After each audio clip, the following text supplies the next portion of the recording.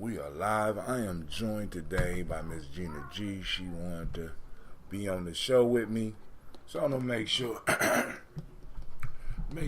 that we handle business on the journey, letting the young ones on, because they are the future and they are why I'm sitting up here screaming in the first damn place.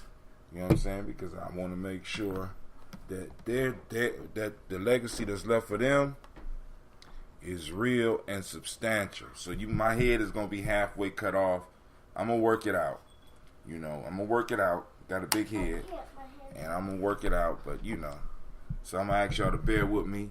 Chats are up. Let me refresh. I'm gonna refresh the chat screen so I can make sure I can see what's going on. I'm gonna send out signal. What? Okay, cool. I did launch campaign. Okay. DT. I should have did this before. I'm sorry. I apologize. 21719. Launch. Boom. Black signal has been created and it has been launched out. The great Gye-Nyame family is about to gather. The congregation of the mighty. We are in the house, right? We are in the house. All the black signal is hitting on all cylinders. It went out quick. I'm loving it. Let me sit this back just like that a little bit. All right, let's see where we at. All right. So, family, I want to welcome you first. Gye-Nyame Journey Media. This is a Heart of a Simple production. And of course, right now we are doing the Daily Toast. Well, we do nothing. Go ahead. Where we strive to blow up your old paradigm.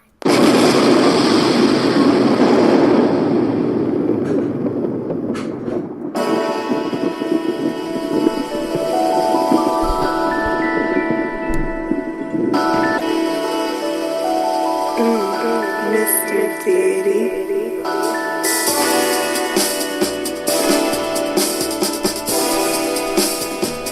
Drink your water. Come on. Drink your water, but first, take your breath and drink some water. Take your breath and drink some water. Take your breath and drink some water. Take your breath. Drink. Where my pig? Or should we say, breathe, then drink. Now grab your glasses for some water. Get your bottle of that water. Twist the cap off that water. Lift it for your water. Drink.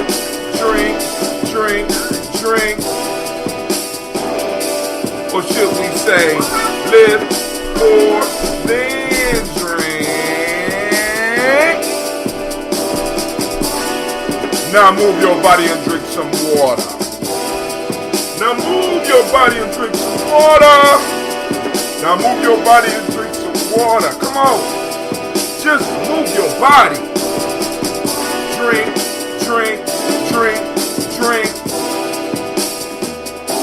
Or should we say, move, then drink. Man. Now raise your glass and toast your ancestors.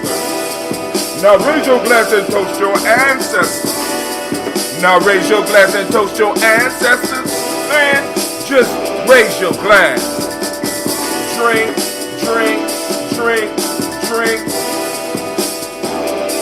Or should I say, live, toast, then drink. Oh man, listen. Take your breath and drink some water. Lift and pour yourself some water. Move your body, drink some water. Raise your glass and toast your ancestors. Breathe, live, move, toast. But the 4 pillars of health, Brother Hatim. Drink, eat, drink, no. Oh, damn. Take your breath. Live and pour. Move your body. Toast your ancestors. Break down.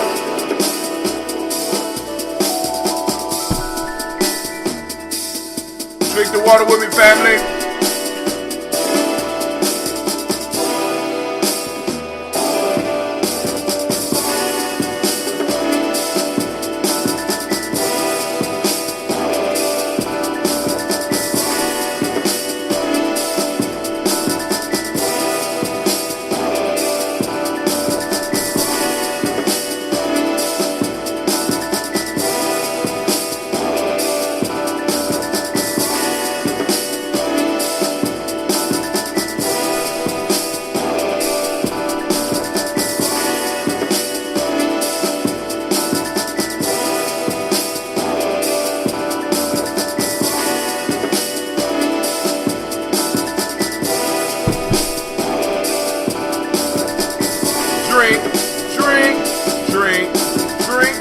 Make it today, family. We got 10.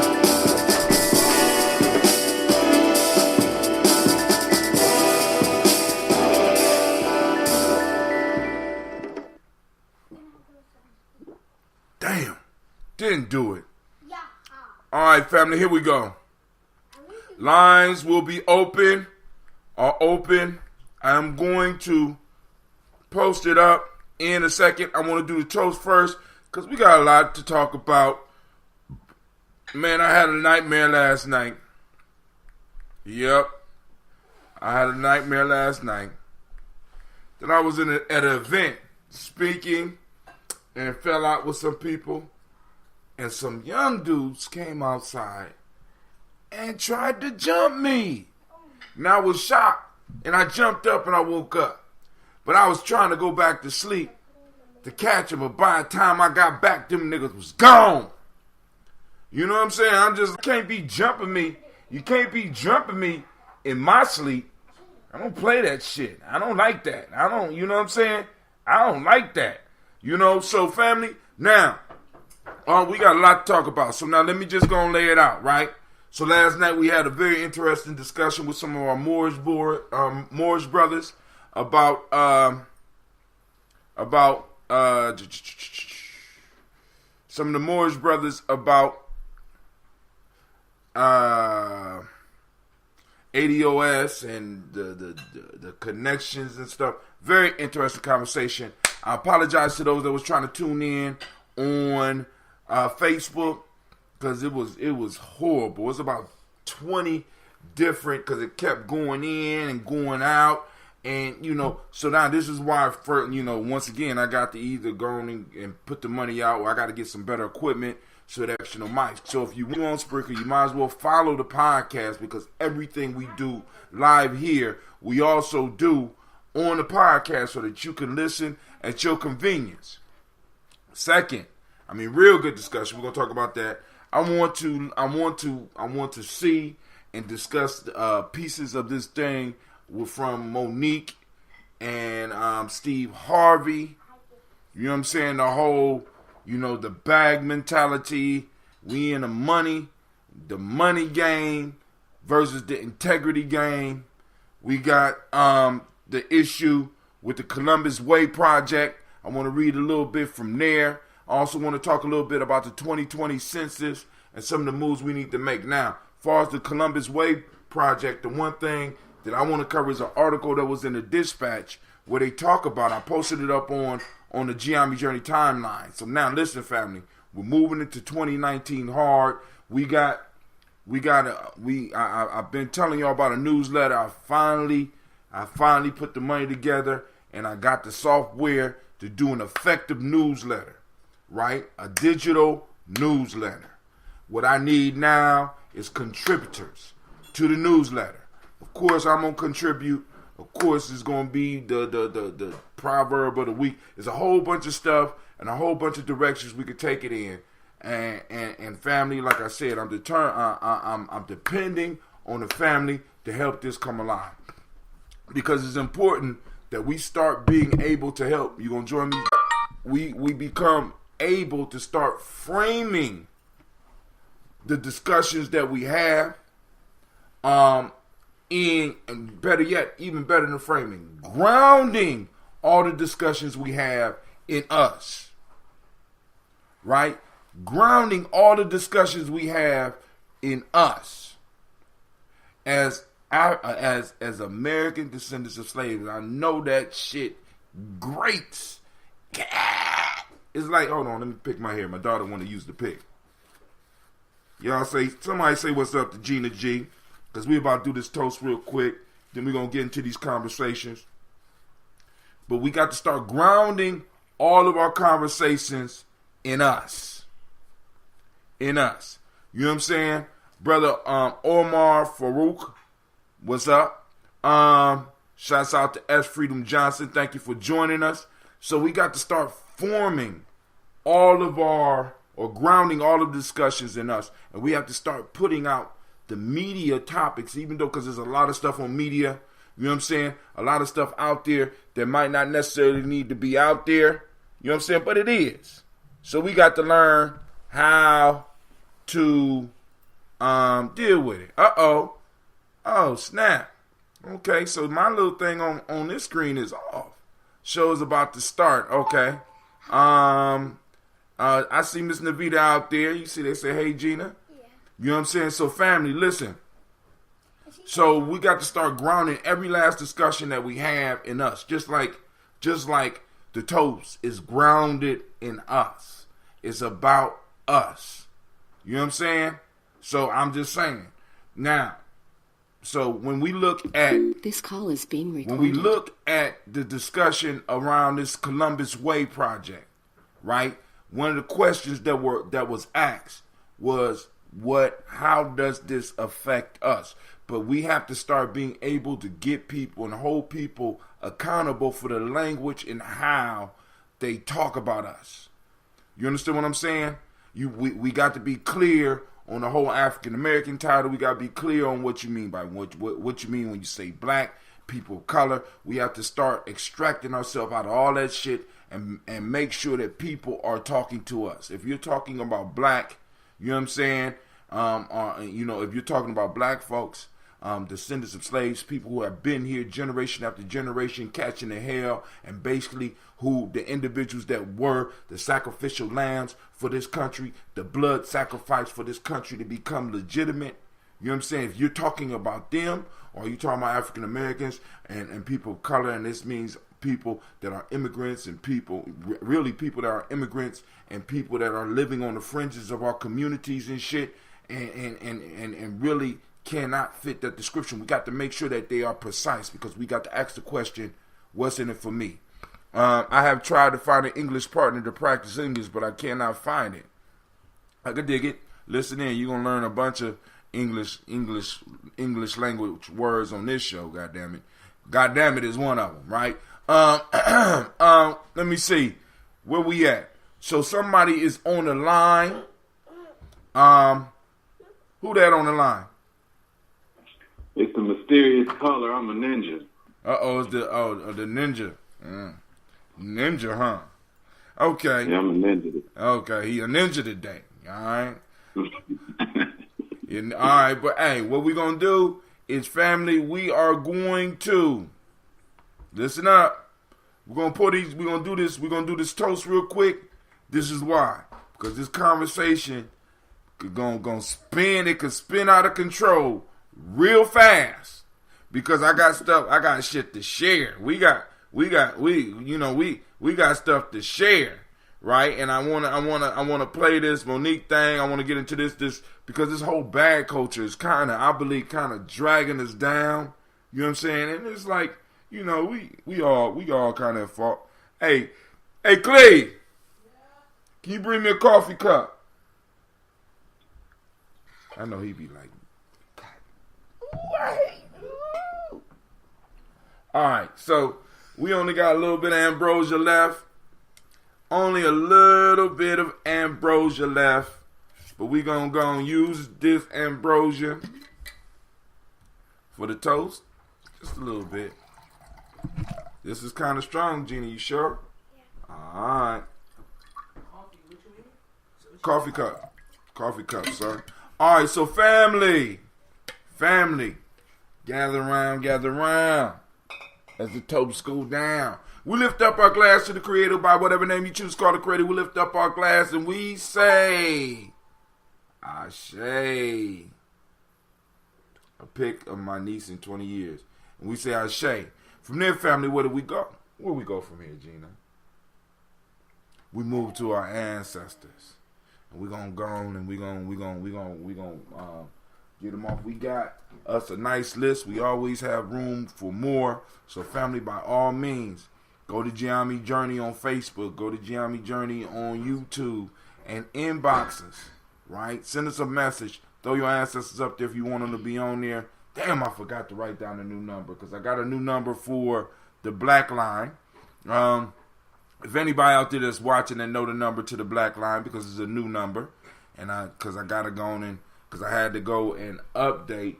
So also, family, I want to remind all of you that next week we will be doing the G&J Mall, and also in the mall we will be opening up the G&J Cineplex, where we will be showing the movie The First Purge and having a discussion. Now, family, I know some of y'all are disturbed by the movie The Purge, but please come out. This is not the first purge. This is not the second purge. This is the first purge. This is the title of it, where they came up with the concept and did the initial experiments to get, this is the prequel to the movies. So it's very interesting who they used to experiment the purge on. And the reason the movie was chose was because the person that selected the movie saw some scary similarities between what's going on now and what was going on in that damn movie, right? Because now the one thing we talk about in Gye-Nyame is being symbol literate. We have to be able to look at symbols. We have to always be able to look at symbols and fit ourselves, you know what I'm saying, and find what the symbol means for us, right? So back to the toast. We lift it up, we salute the ancestors, and we say, yep, but we're going to read them. Y'all ready? Here we go. Miles Brown, Ms. Ann, Robert, Tex, Anna Davis, Herman Brown, Senior, Rosalie, Tilly, Georgia, William, Walton, Kristen, Fanny Gasson, Aunt Lena, Uncle Chris, Aunt Fiend, Cleveland, Geneva Brown, Margaret Ellis, Wash Ellis, Cecil Ellis, Alvaro Brown, Gina Gaines, Herman Brown. That's who you named after. Who? Gina Gaines. That's right. Herman Brown II, Barbara Twiggs, Wash Ellis Jr., Katie Ellis, Nikki Ellis, Jamon Jones, Jeremiah Tappan, John Fallard, Montague Pittman Now, Normal X, Pat Mount Ra, Malika Fakour, Dr. Marianne Williams, Kojo Kamal, Elder Farmer, Elder Millie Dixon, Tony Clark, Pastor Yusef Weston, Elder Ajani, Elder Ron Coleman, Elder Robert Donaldson, Alfred Broadfour, Hector Jr., J. Edwards, Carlisle Hayes, Grace Lundy, Inez Hayes, William Bill Moss, Phyllis Rose, Sturdy and Lucy Wright, Derek L. Pullian, the Lexter brother, Miss Eda Brooks Crawley, Miss Maureen Nelson, Mr. Frederick Crawley Sr., Miss Jerry Brunson, Mr. Lonzo Johnson, Miss Maureen McDowell, Janice Foster, Charles Jordan, Kell Smith, Walter Smith, Richard Triggs, Francis Johnson, Mary Franklin, Jimmy Williams, Daniel Ford, George Gibson, Nana Loretta Clark, Inez McCrae, Fritz Clark, Frankie Justice, Katie Justice, Derek Rinderman, Virginia Rogers, Reverend James Smith, Louis Henderson, Calvin Spratling, Mary Elizabeth Walker, Raymond Walker Sr., Sarah Jane Carter, Michael Ford Jr., Kellen D. Russell, Susie B. Smith, Teresa Clay, Melvin Dale Hodge, Melvin Dale Hodge Jr., Herman Copeland, Mildred Copeland, Jenny Clay, Bird Beatty, Sarah Well, Levita Farmer, Agosto Sue, Cheryl Harvey, Aunt Charmaine, Aunt Evelyn, Deolis Hasbury, Harvey Hasbury Sr., Leonard Dickinson, T.C. Islam, Terrell Dunbar, Will Thomas, Sarah Berry, Mark Walsh, Merle B. Thorne, Pearl G. Thorne, Ida Johnson, Florence M. Carter, Joanne Thornton, Edgar Trisha Lewis, Juanita Wright, Robert Wright, George Wright, Mary Eliza Frederick Davis, Mary, where we at? Merle, I'm going to just start from there. Merle, hold on, let's just start here. Melvin Dale Hodge Jr., Herman Copeland, Mildred Copeland, Jenny Clay, Bird Beatty, Sarah Well, Levita Farmer, Agosto Sue, Cheryl Harvey, Aunt Charmaine, Aunt Evelyn, Deolis Theodis Hasbury, Harvey Hasbury Sr., Leonard Dixon, T.C. Islam, Terrell Dunbar, Will Thomas, Sarah Berry, Mark Walsh, Merle B. Thornton, Pearl G. Thornton, out of Johnson, Florence Carter, Joanne Thornton, Edgar Tristan Lunas, Juanita Wright, Robert Wright, George Wright, Mary Eliza Frederick Davis, Mary Elizabeth Rogers, Mary Esther Kitchener Reese, Linda Watson Hammonds, Jarrell Giles Watson, Sparrow Slimmy, Selvin Lewis, Andrew Holmes, Pearl Moore, Percy Moore Jr., Mildred Owens, Booker T. Bolden, Charlie Hunt, Sammy Stover, Hilda Pearson, Sergio Thornton, Richard Thornton, Lavina Hall, Freeman Bankston, Mary Moss, Ophelia Peacock, Willie Thornton, Napoleon Kennedy, Mark Ramsey, Paul Ramsey, Matt Ramsey, David Ramsey, Charles E. Thornton, Frankie Quails, Urania Thornton, Bernice Quails. Hold on the line. We'll be with you in a second. Bernice Quails, Ernestine Jackson, Frankie Johnson, Teresa Mormon, Leon Johnson, Charles Bell, Vivian Ramsey, S.C. Johnson, Del Rita Johnson, Leon Johnson, James W. S. Sr., James Parham, Dana Jones, Henry Ward, James Farmer, Mary Chavez, Leon Grace, Bessie Johnson, Hattie Levester, Mary Moreland, Paul Moreland, Elder Caleb, Rosemary Martinez, Elder Amitab Wellman, Fred Douglas Triggs Sr., Delma Triggs, Thomas and Lula Berry, Lacey Eleanor Howe, Frecka Russell and Davis, Fred Douglas Triggs, the second Vina Triggs, Reverend Eddie Moore, Helen Fuller, Eugene Jackson Sr., Richard Ellis, Silas Alexander, Charles Maxwell, Percy Alexander, Arthur Reynolds, Stanley Lockhart, Ricky Lockhart, William Lockhart, Will Joe Lockhart, Brenda Porter, Deacon Hargrove, Carla Sawyer, Andrew Parker, Doris Donald, Ellis Murphy, D'Amico Russell, Didymon Ayers, Gene and Ruth Jones, Jana Callahan, William Walter West, Nigella Paris, Elder Basiji Falani, Jim Robinson, Gladys Johnson, Valerie Clark, John and Mary Sullivan, Dirk Johnson, Antonio Johnson, Delise Waters, DeFridas Hines, Inez Bostic, Edna Bostic, Winifred Scantleberry, Wilson Haley, Elma Hines, Phyllis Lee, Eugene Spratling, Calvin Spratling, Charles Wooden, Penny Brown, Roy Lee Printup Jr., Miriam Johnson, Wilbur Longmire. Hello to Kimberly Sambo. Wilbert Longmire. Sambao or Sambo. Wilbur Longmire, Edith Catney, Janice Carter, Michael Carter, Leon Pena Carter, Margaret Carter, William Carter, Lisa Jordan, Charles Lee Mosley, Dorothy R. Blair, Ransom Evans Sr., Sam Evans Sr., Nalon Blair Sr., Edward Stevens, Sue Ann Stevens, Joe Davis, Timothy Butler, Gene Holmes, Dana Jones, Peter Charles, Christy Nichols, Cardinal Robinson, Rosemary Charles, Ada Pearl, Bob Ingalls, Jack Wallace, Warren M. Finch, Warren P. Finch, Tim Ingalls, Audrey Finch, William Billis Lee Jr., Jennifer Sensenbaugh, Hazel Gasson, Jerry Brantley, Brian Watson Jr., Kaneko Parsons, Jason Kathy Bradford, Thomas Bradley, also known as Uncle Buki, also known as Gypsy, Reverend Roosevelt Word the First, Stacey Trice, Frank Smith, Mother Bertha, Michael Leonard, David Brown, Ruth Carter, June Cox, Ruth Cox, Paula Cox, Ronald Irvin, Judy Hubbard, Irene Johnson, Francis Booth Jefferson, Dan Wilkerson Sr. What are you doing, Gina? Real life here, Gye-Nyame Journey. Emma McClendon, Jerry Doyle, Mina Robinson, Mary Nichols, Patricia Williams, Shabaka Teray, Greg G2 Gibson, Donna Hill, Richard Glebus, Lee Irby, Tommy Irby, Boy Irby, Jim Gaucher, George and Hallie Johnson, Archie and Margaret Armstead, Diane Scott, Erica Armstrong, Claire Fox, Gene Evans, Archie Beck, Anna McGill, Charles McDaniel, Christine Cottrell, Aunt Becca, Alice Arnold, Arthur Arnold, Hattie Reed, Charles Reed, Eula and Andrew Baker, Patricia and Edwin Brooks, Gwendolyn and Bob Hatch, Kimball Vernon, Bradley Kim, Janie Harriet Tubman Cates, Spencer Sturgis, Sally Mae Baker, Ethel Baker, Creola Baker, Geneva Baker, Aaron Nino Baby Hatch, Sr., Mally Miller, Housie Hashtag Cleveland, Mother Gibson, Alex Nixon, John Bowie, Lester and Rachel Saunders, Dorita Ross, Viola Ross, Robert Nelson, Francis Stevenson, Leroy Stokes, Neely Johnson, Fletcher Swan, Melanie Charlie Scott, Ida Casey, Thomas Coper, Vivian Stevenson, Mona Ann Lewis, Cornetta Lyman Lewis, John Jackson, William Dallas Lewis, Mary Francis Chappelle Jackson, Michael Slade, Joanne Perkins, Richard Jackson, Martha Ford, Dawson, Big Mama, Nanny Harris, Eva Ford, James Harrison, Margaret Towns, Mary Williams, Leroy Q. Heap Sr., Albert Moore, Miss Benella, Albert Motley, Geraldine Elizabeth, Douglas Thompson, Erliton Houston Ludd, Alls, Elijah Alls, Jerome Alls, Henry West Staten, Joe Jamel Alls, and Pierce, Donald Carter, Lily Green, Nathan Green, Bat Vaughn, John Dewey, Ruth Beer, Tim Butler, Remy Laura Newton, J.B. Froggy, Thomas Newton Sr., Baba Naeem, Jeanette Sanders, Jerry C. Sanders, R. Pruitt, Roy Pruitt, H.J. Brantley Sr., Henry Wilson, Rufus Jenkins, Minnie Wilson, Catherine Sanders, Nero Ellis, Elizabeth Sanders, Henrietta Irby, Mildred Armstead, Margaret Armstead, Catherine Anthony, Ruby Brown, Charles Walker Sr., Charlie Walker, Cecil Russell, Dan Urban, Haroon Phillips. Where we at? Woo! Margaret Logan, lost my part. Lee Green, Nick Greenback, Bond, John Dewey, Ruth Beard, Tim Butler, Remy Laura Newton, J.B. Foggy, Thomas Newton Sr., Barbara Naeem, Jeanette Sanders, Jerry C. Sanders, Roy Pruitt, H.J. Brantley Sr., Henry Wilson, Rufus Jenkins, Minnie Wilson, Catherine Sanders, Muriel Ellis, Elizabeth Sanders, Henrietta Irving, Mildred Armstead, Margaret Armstead, Catherine Anthony, Ruby Brown, Charles Walker Sr., Charlie Walker, Cecil Russell, Diane Urban, Haroon Phillips, William Ford, Margaret Logan, Phyllis Barnett, Lee Urban Sr., Michael Urban, Ozella Watson, Hugo Watson, John Caldwell Sr., Robbie Lee Caldwell, Nevaeh Mitchell, Ron McCormick Sr., Sabrina Easley, Rayshawn Easley, Javea McCormick, Barbara Ann Reed, Dorothy Ann Reed, John Reed, Shekamaha Reed Jr., John Reed Jr., Patricia Reed, Edward R. Benson Sr., Ethel H. McNair, Louis Fernandez, Jacqueline Broadus, Reginald Oliver, Mazarine Cofer, George Swan, Imani Grayson, Charles Scott, Charles H. Scott, Michael Morgan, Charlene Morgan, Sybil Edwards McNabb, Annie Ferguson, William Ferguson, and Shelby McClendon.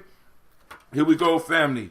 Joella Giles, James Carswell, Liberta Adams, Aunt Sis, Elder Shaka McNair, Anthony Brown, Jonathan Ford, Lottie Gaucher, Cousin Tony, Michael Johnson, James Jimmy Johnson, Barbara Shang Lewis, Ronald Shelton Jr., Damian Top, Westina Banks, Joseph Bingham, Quincy, Mama, Aunt Lady, Abraham Isaac Cundiff, Aunt Barbara Lewis, Renee Johnson, Joey, Ryan Ross Riggins, Jamonte, Marcus Price, Ness Words, Marshawn McCarroll, Demetrius Beard, Herb Jefferson, Ralph Mickens, Ed Walker, Quasi Sample, Candace Simmons, Severin Clayton.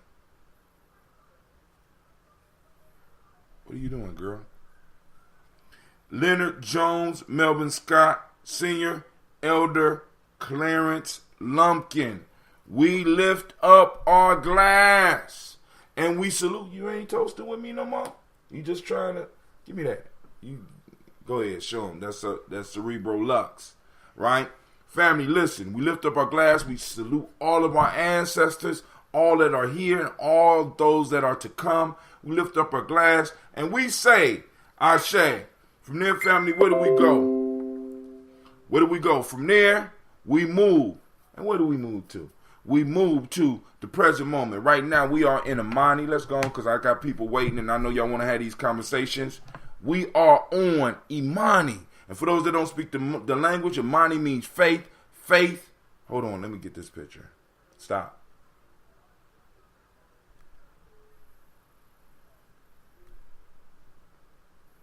All right.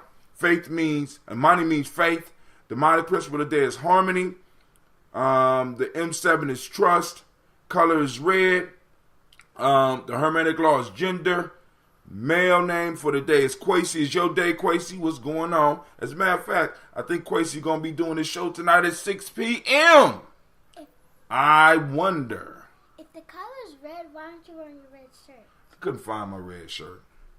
Was too lazy. I ain't go downstairs. Hermetic law is gender. Male name for the day is Quasi. Female name is Akasua. Right? So we lift up our glass in this moment, understanding that in this moment is where all our power lie. Family, if we are not taking advantage of the moment, if we are not working in the moment, if we are not hustling in the morning, we are doing our ancestors as well as those future generations a disservice because they depend on us to lay the foundation upon which they will stand and also the foundation on which their lessons will be taught. We have a pact with the past as well as the present. In this moment, we lift up our glass and we say, Ashe. From there, we move on to our children, our children's children, on to infinity, because we're responsible for them, right? And we say, Ashe, give me one more, future. All right, we lift up our glass and we move from there and we go to all of our relations and we toast and we say, Ashe. 100 years. No, not yet. Then we gonna give you that moment. It's your moment, family. What is it that you need in order to move to the next level? What is it that you need to build in this moment? We lift up our glass to you and we say Ashe. And family, right now, I toast the most powerful, most magnificent, most beautiful, and most perfect individual in the room right now. And you know who that is? That's you. No, you. You. It's you. Stop looking around. Stop pointing at other people. It's you. It's you. Right? We lift up our glass and we say, Ashe, Ashe, Ashe. I wish you peace, power, joy in 100 years. And now the lines are open. We can sip on some of this. I got my coach the appropriate coffee. So, here we go. Quasi, you still on the line? Of course. No, Quasi dropped off. Somebody else on the line from Worthington, Ohio. What's going on? Who is this on the line? What's on your mind? Before I get into what I want to talk about. All right. I don't know. You kind of blew my cover. I was a ninja. I can't be the ninja no more. Okay. You can't. No, they're going to recognize your voice. I'm just like, but this ain't the regular number you be calling from, is it?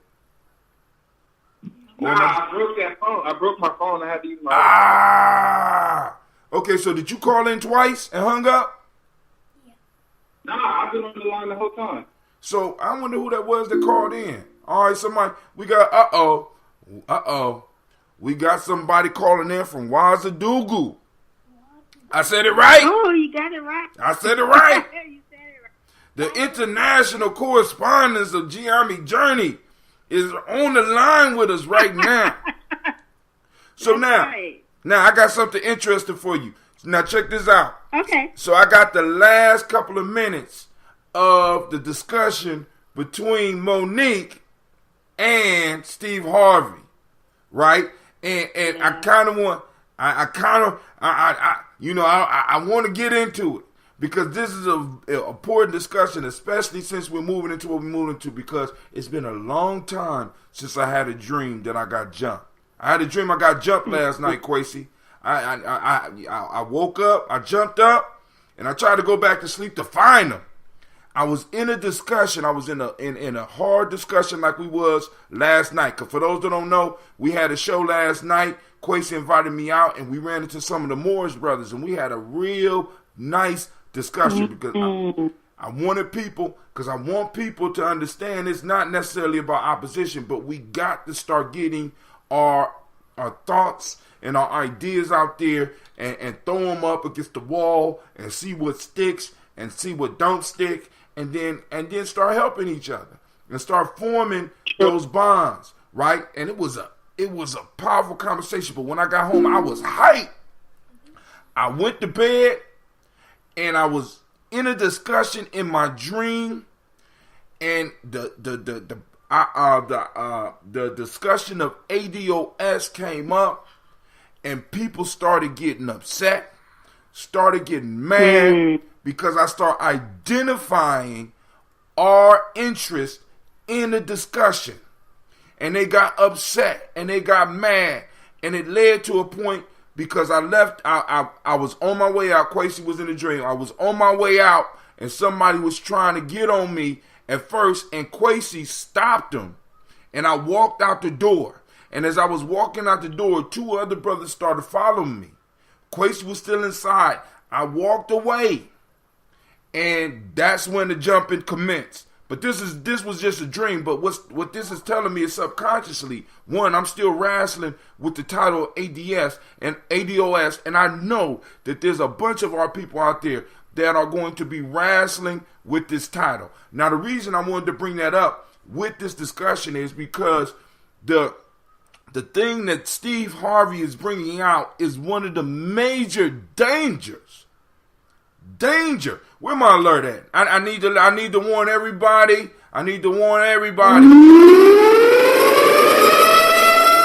Take cover. Fuckery alert. Please, batten down the hatches.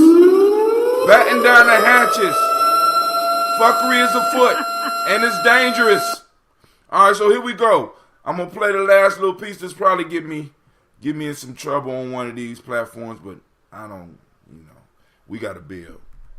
So listen to this. This is the end of. This is probably close to the end of their discussion. Let me make sure that I got it all the way up. Nope, I turned it off. Make sure it's all the way up. So here we go.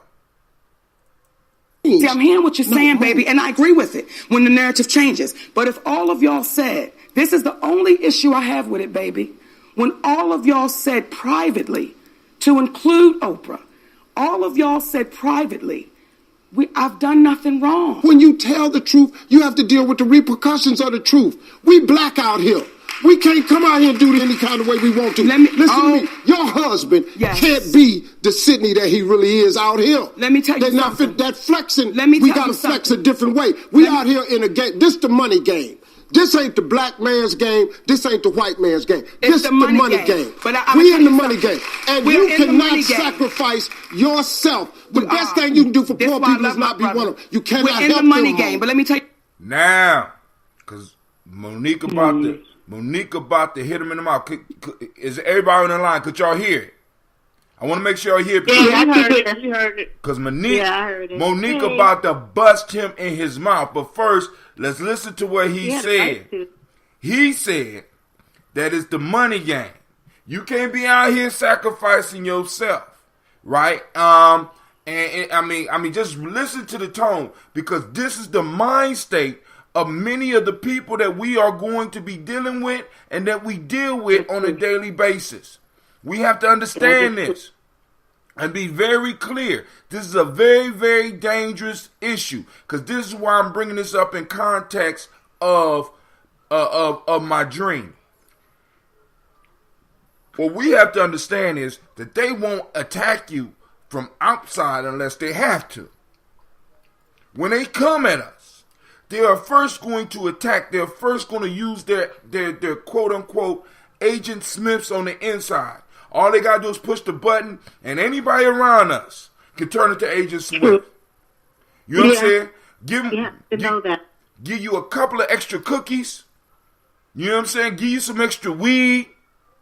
You know what I'm saying? This is the environment we live in, where it's not about, you black, you can't come out here and be like that. You can't be flexing like that. Listen to this shit. But go ahead, I'm sorry. And then I'm gonna what the game is before the money game. Like before the money game, it's called the integrity game.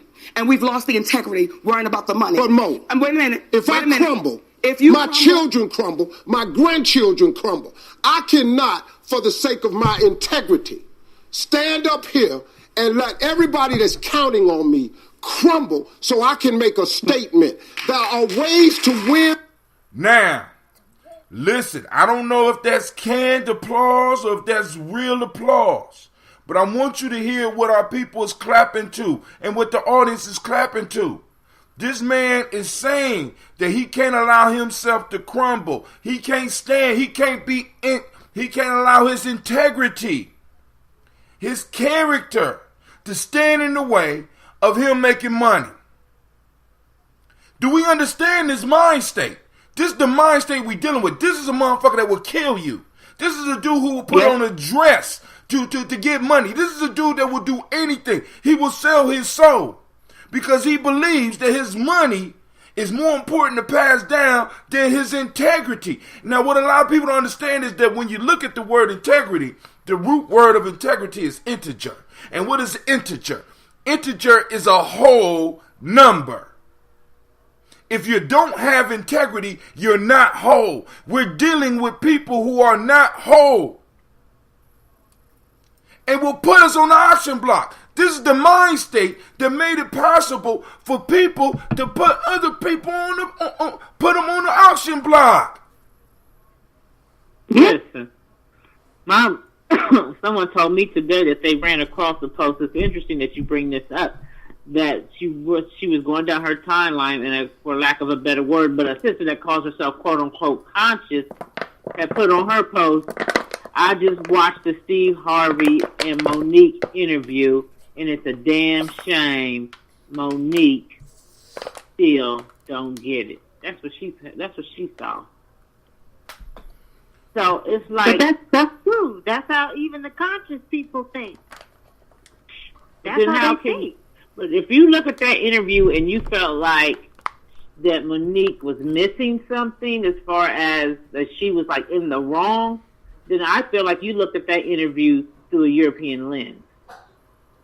Because I agree with you, but I would say you look at that interview from a hungry lens to the lens of we don't have and we got to do whatever we got to get. And that's her point. Sometimes you don't.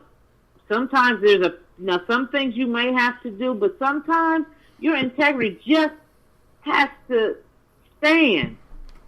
It just has to stand. Like, I mean, there's something for me, and I was raised poor, so I know some poor situations, and I know some messed up situations, and I've had pretty rough life. I tell you what, there's some things though, I can tell you right now, I'm just not cut to do. I'm just not cut to do. Because it would just mess up my whole, I couldn't even look myself. If I can't look myself in the mirror, then I just can't do it, money or not. But I totally agree with you, and this is my take on this. I'm glad Steve exposed that mentality, and Monique sort of showed. So they showed the two mindsets floating around among Black Americans at any time. And for us, I have the Monique mindset. My mindset is this, we were slaves, we were sharecroppers. My grandmothers were only worked as domestics. We've done all that. We've gone through mass incarceration. So what can you do to me that ain't been done? Therefore, I'm going to if I can't keep nothing, I'm going to keep my integrity. And I think that's what Monique was saying. Mm-hmm. If you ain't got nothing but that, because that's about all we got at this point. He was saying basically, get the bag. Get the bag. Don't worry about nobody else. Get for you and yours. Get the bag. That's the mindset. But that get for you and yours got us to where we are now. And the you and yours, they don't even have it. I guarantee you, when Steve Harvey died, his kids probably won't have no more than your kids or my kids. While he going around selling out everybody. All these people are going around selling out everybody, I guarantee you, when they pass away, their kids won't have any more than your kids or my kids.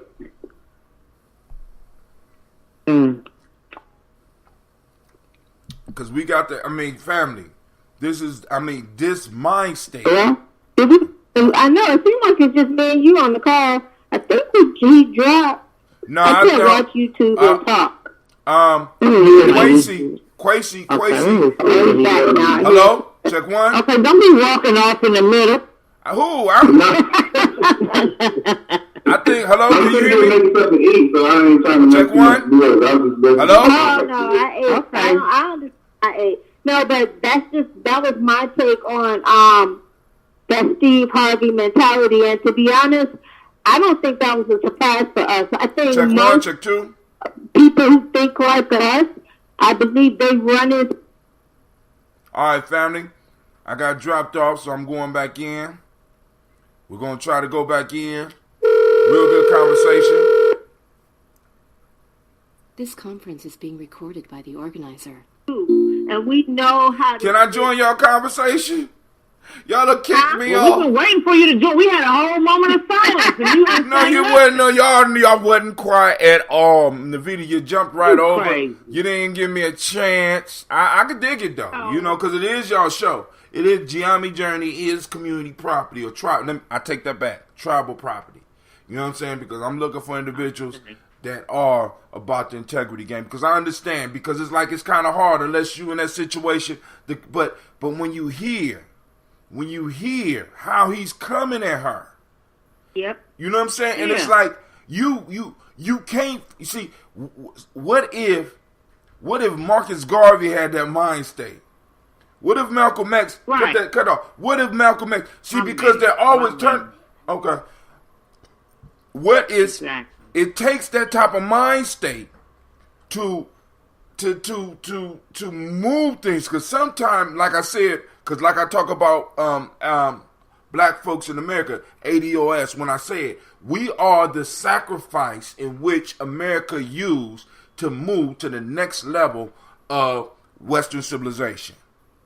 Our blood, our bones. It was a sacrifice. And in order for shit to happen there has to be sacrifices. As they say, if you want to make omelets, you gotta crack some eggs. And if you can make the shells of those eggs people outside of you, then you do that shit. Period. I'm gonna add something. You're right. We are the reason America moved to the next level, and we are the reason Africa is at the bottom. We're the reason what? Say that again. That we're the reason Africa is at the bottom. Because we left. America used us to propel, and when Africa sold us, Africa dropped to the bottom. This continent is at the bottom for that reason.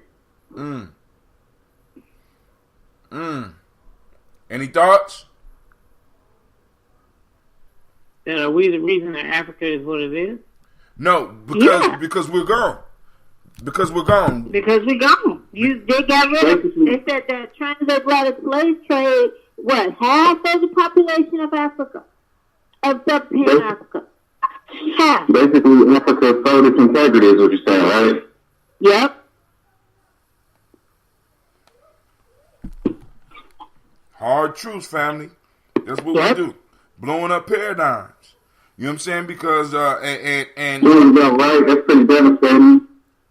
I never thought of it quite that plainly, but that sounds about right. Yep. So now that brings me to for America to get on top. That brings me. That pushed Africa to the bottom. Check one, they check two. Integrity. Check one, check two. Continue to do so, it seems. Yep. Once again, they keep kicking me out. Y'all so damn mean. This conference is being recorded by the organizer. Factor as a people still is, can we understand that it's a continuous thing? Because one of the 48 laws of power is planned all the way to the end. So even in that, understanding that our people seem to be thinking that this shit is all just spontaneously happen. Like, you're always going to be revising, but there's always an end game. Like, strategists, military minds always have an end game. They don't start some shit unless it's something that they're ultimately trying to accomplish. And it never was like to create America and get money and this and that. All of those things were means to an end. It was to be the most dominant human or humanoid species on the planet. And another of the 48 laws of power is crush your enemy totally. And they weren't able to do that. That's what they see, because they haven't given up. Like, I think it's been a long-term process. I don't think that saying that they weren't able to do it is, I think that they're still actively working on it, because they all have to they have to do it while we're asleep, because they know if we wake up, we are pretty fucking vicious. Oh, and the wake up is upon another wake up is upon us. You know what I'm saying? We've been rolling over in the past, but I think we're about to get up out the bed real soon, and the world is gonna be shocked. You know what I'm saying? But now, and also now, this is one of the things that I want to be careful on, because these motherfuckers ain't that smart. I'm just saying. I got to throw that out there. You know what I'm saying? Because sometimes we make them a little bit smarter than they might actually be, because anybody ever plans something, know they all right, cool. The objective is to have the party. But all of the shit that happens to have the surprise party that happened in between, you know what I'm saying? You have to adjust. And they just basically adjusted. And now we adjusted. And the question and the thing that we got to determine for ourselves, Kwesi, is what is the end?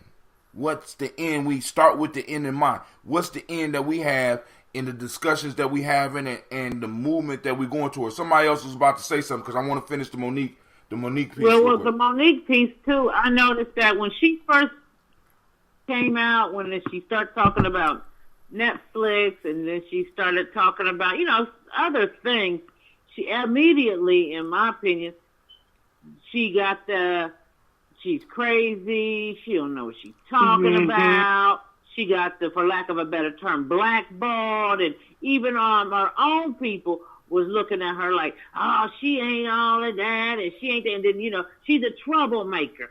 She was labeled as the troublemaker of comedy. You know what I'm saying? But I think that a lot of times those who have the not popular opinion, which does not always mean they're wrong, they just have the not popular opinion, they get this, if they don't speak in a way that makes others feel uncomfortable about white supremacy, even our own people, then that in the midst of that being uncomfortable, we have a tendency to lash out at the person that's making us feel uncomfortable. That's right. Saying that they're crazy, right, or they're difficult.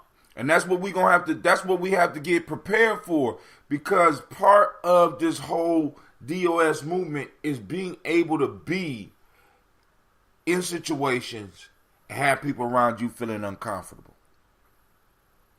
That's part of the strategy. Motherfuckers have to figure out what to say and how to say it.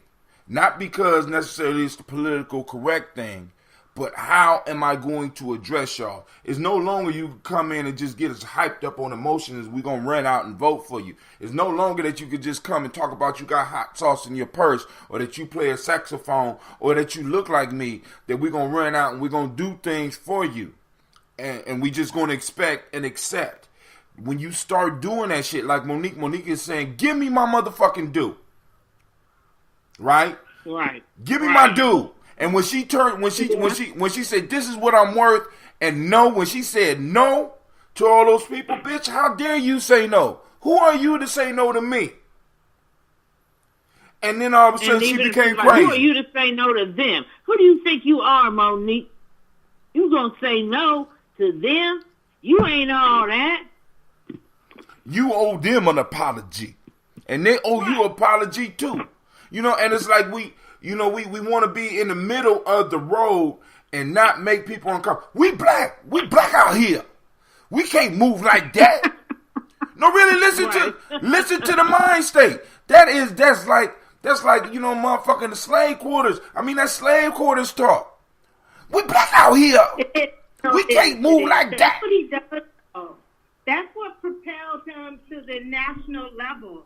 Like, I'm from Chicago, and I used to listen to Chicago radio, and then they switched to Steve Harvey, and I was like, he is so inarticulate. He doesn't even sound like he should be on the radio, let alone national radio. When he went national, and that's when I stopped listening to the largest black station in Chicago. I wasn't going to listen to Steve Harvey. He is so inarticulate. He's so backwards in his thought process. And he was propelled to the national level. Listen, and this is what Steve Harvey sound like every black Christian, or every black Christian addict. You know what I mean? Every black person that's addicted to Christianity or addicted to churchianity. That's inarticulate. Oh, I can't stand Steve Harvey. I've never liked him. We black out here. We black out here. Realize when they pushed him forward. Think about it. Who did he step on to get where he was? There was other black people in place who were articulate, who were radio people who trained in radio, people who trained in journalism. Steve Harvey.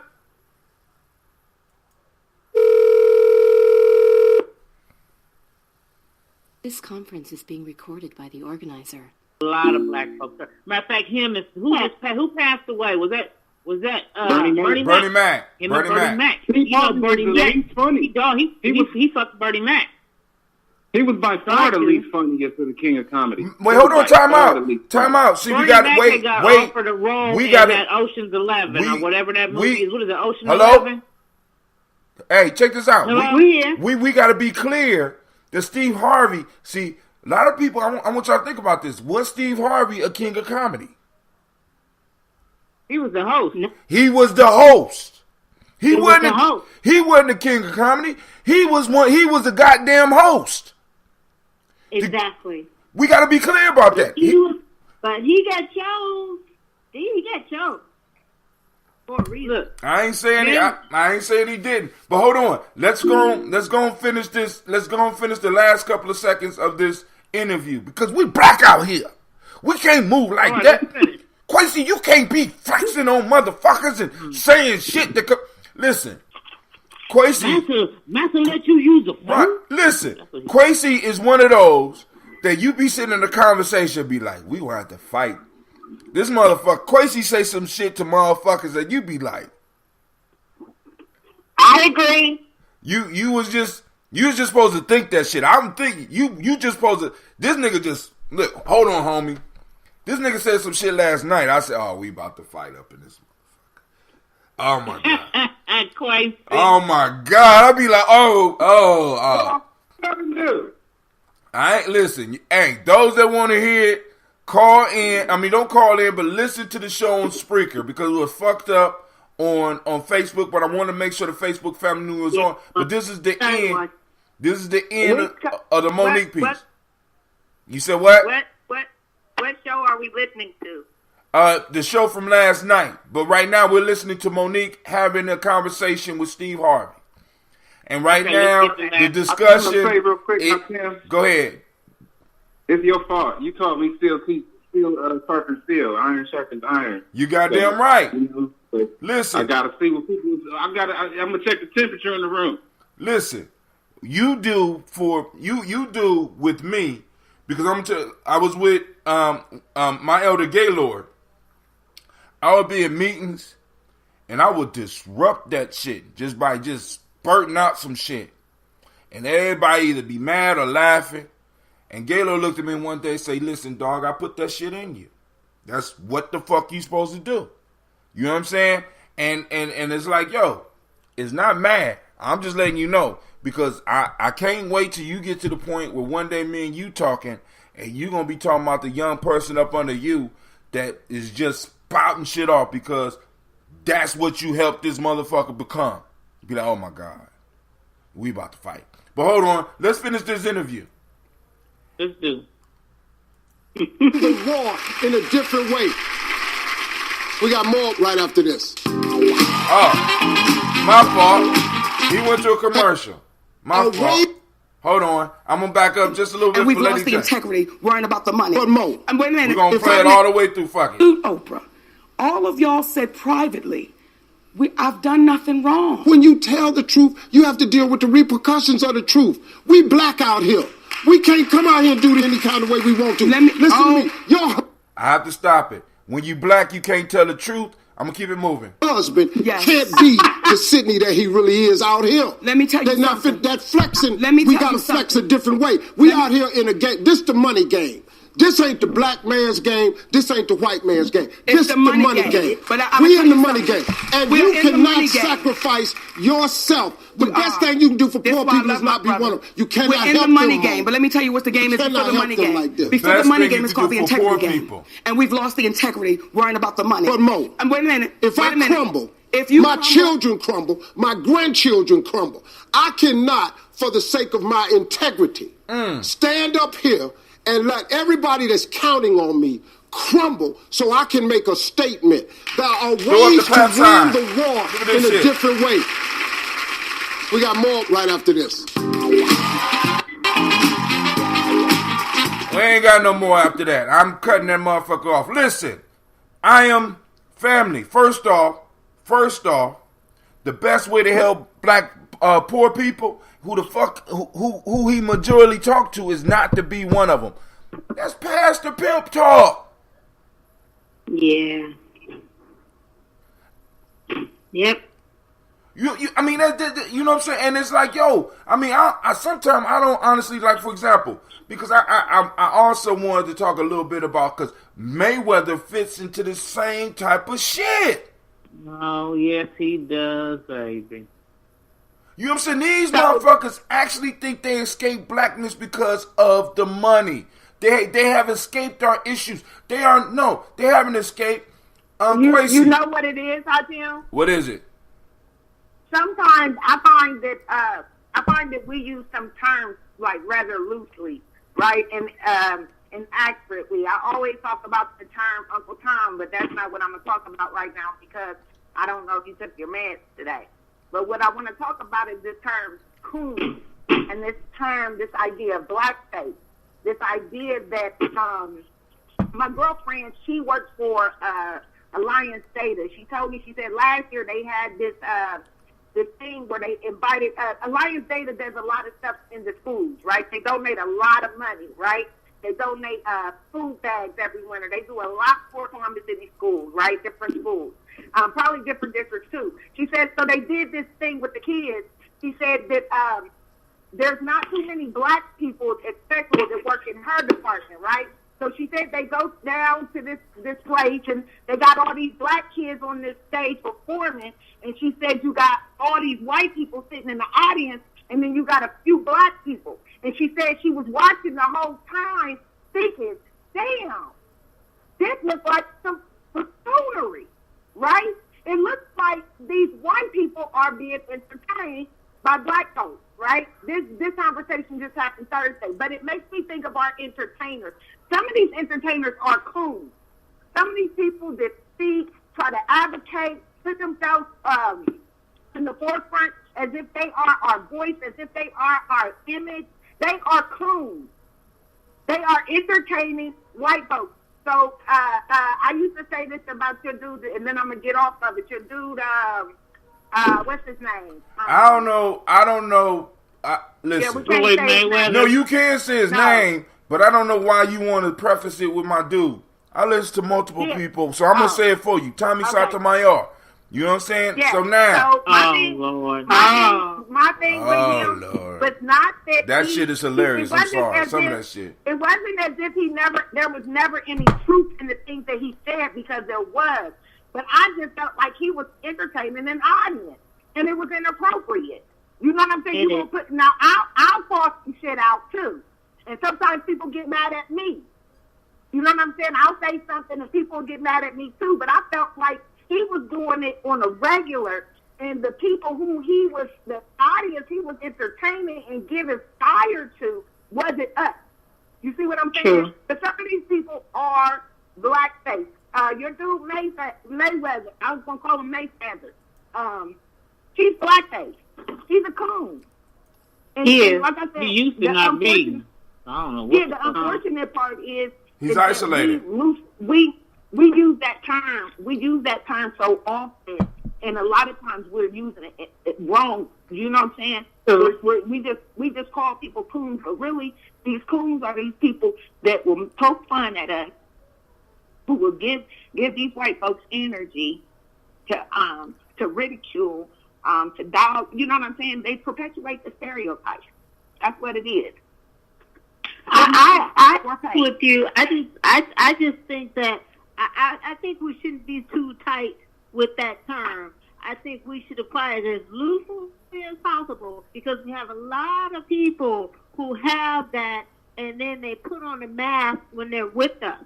You know, they do a lot of that, covering up when they're with us, and then they switch. They do code switching all the time. So I don't think we're wrong with using that loosely. I don't think we're wrong with that.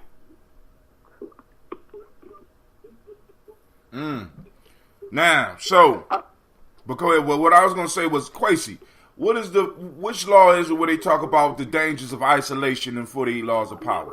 Because this is what's happening to a lot of our black entertainers and supposed black folks with money, because they basically get isolated. And in their isolation, you know what I'm saying, they get a diluted reality. Because they start thinking, I mean, it's almost like some of these niggas honestly think that all of us made it. Yeah, I mean, I can't remember exactly what number it is, but like the idea behind it is like everything is fluid. Everything is always moving and changing. And then when you isolate yourself, you going to be riding on yesterday's trend and thinking that you up to date, up to speed. But you're going to come, because you always got to re-immerse yourself in the society in some way. You know, even if you're rich and you got the opportunity to live disconnected from the average person, in some way you're going to have to be connected. You're going to have to reconnect. And then when you do, if you isolate yourself too much, when you reconnect, then you're going to be living in an old paradigm. That's true. I even experienced that living abroad, and I do a lot of things to stay connected with my people. So And sometimes I have been accused of being disconnected, primarily from my family members. When I say things about black people, they tell me, well, you don't know, you're not here.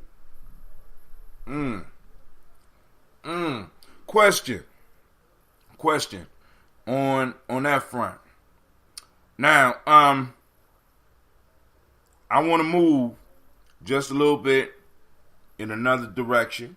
We can continue the conversation. If Lady J come back, she might have something that she want to add to that.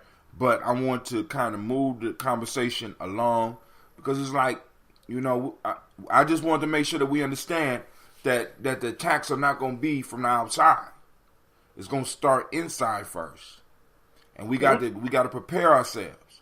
And we got to understand that we're going to make, when you are black, you make others uncomfortable, especially when you are standing up asking, where is mine?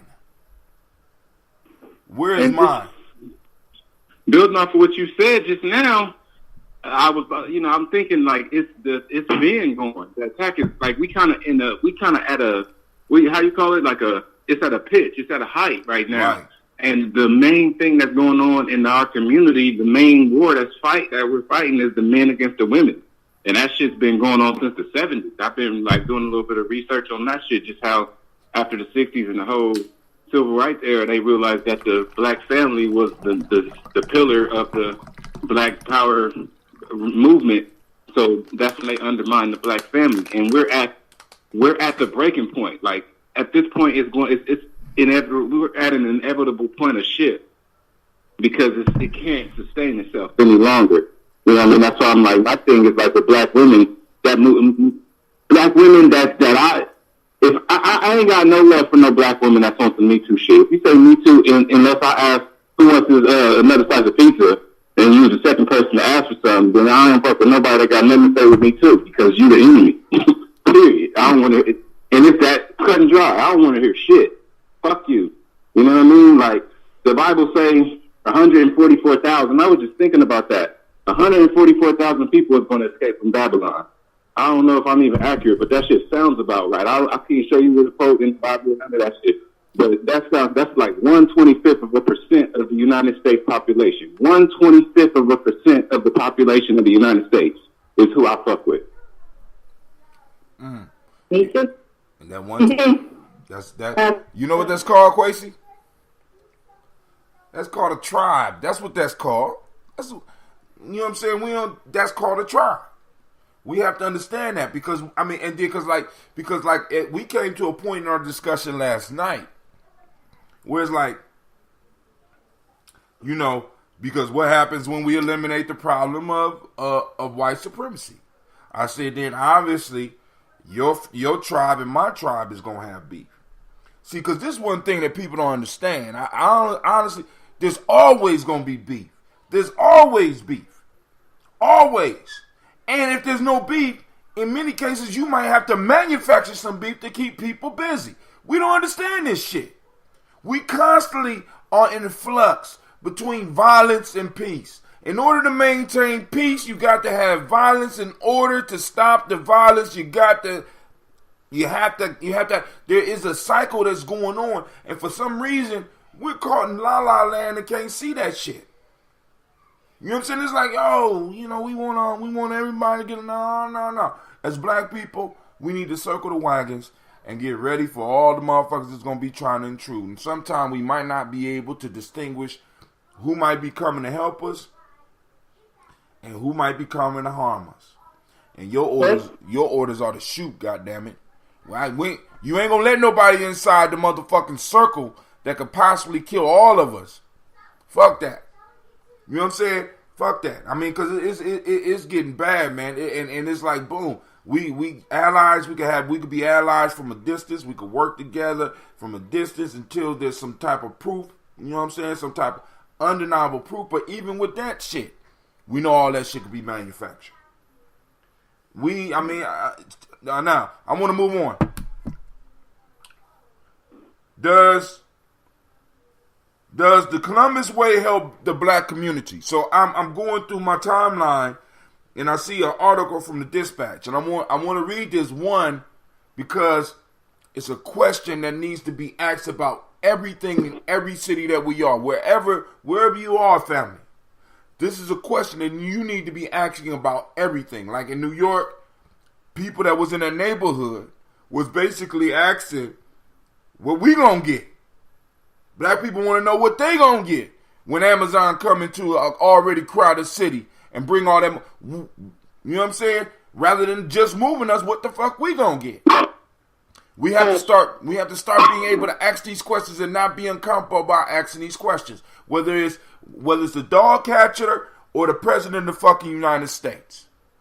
We got to be able to ask that question. We got to be politically selfish. We got to be politically about ourselves, because if not, we always going to lose. So here we go. The Columbus Way has been credited with helping to save the Columbus crew, building the Scioto Mile, and bring the new Veterans Memorial and Museum to fruition. So we know where it is, those that's in Columbus.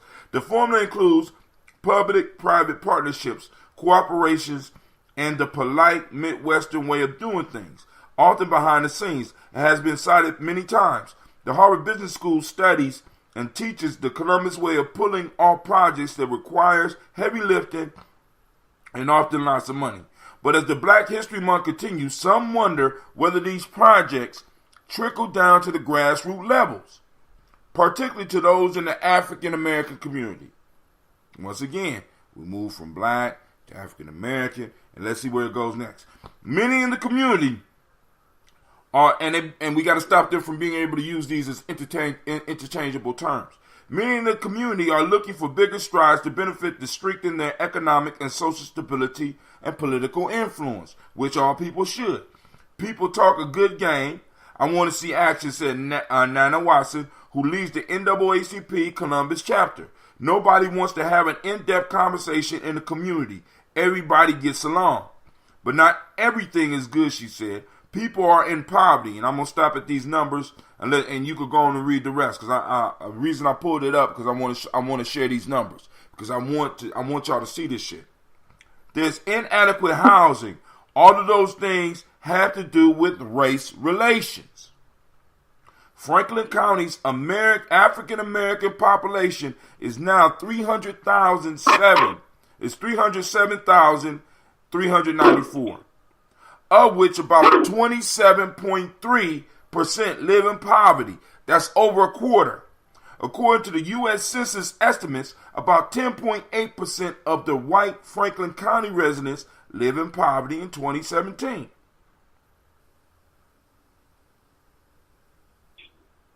Did y'all hear what I said? Yeah, I heard it. Say it again. Franklin County's, this us. This is our tribe. Franklin County's African American population is now over 300,000. I'm just going to say that. Of which about 27.3% live in poverty. More than a quarter of black people that live in Franklin County, the county that we are presently in right now, is living in poverty. According to U.S. Census estimates, about 10.8% of white Franklin County residents live in poverty. And African American babies in Franklin County are 3 times more likely to die than white babies. Watson said race relations are better here than they were decades ago, but not as good as they should be. She mentioned the Kerner Commission report from 1968, which concluded that the nation was fracturing into 2 societies, one black, one white, separate but equal, separate and unequal. Now, I just wanted to stress those numbers. So just here in Franklin County, a quarter of the people that look like us. That means 1 out of every 4 of us, when we get together, 1 out of every 4 is in poverty. Based on what they call poverty. and then, yeah, let's get to that shit. Based on what they call poverty. What they call poverty. So actually, how many is it? Yep. See, we don't have these numbers, but we got the skills, we got the ability to go out and get it, because we assume because motherfuckers can wear fancy tennis shoes and they got cell phones that everybody is doing all right.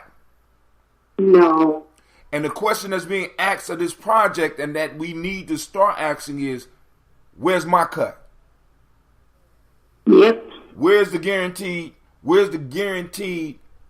paid jobs for my people? What benefits will we receive from this project since it's the Columbus Way? Or does the Columbus Way not include us? We're not in on those discussions. And the ones of us that are in on the discussion are isolated and think like Steve Harvey. Yeah. The people sitting at the table, that's how they think. Sitting at the table, talking about, we black out here. We can't flex like that. Right, because if you do, Massa gonna get you. Gonna get you. And I'm living good. I don't know about the rest of you niggas, and I really don't care. See, and what we have to do is we have to start electing conscious politicians. And I'm not talking about conscious in our way. I'm talking about politicians that are aware of us, that speak and address us, and that we know is beholden to us, and we are able to reward and punish. Fuck all the other shit. Everything you're saying is right. I just feel like we need to understand what we up against. It hasn't gotten really serious yet, but you remember when it does get serious, they're ready. You know, the opposition is ready. So we need to, if we're gonna, one thing Steve Harvey, he did say, if you tell the truth, you should be ready for those consequences. We are the people telling the truth, and we need to be ready for those consequences. Are we ready?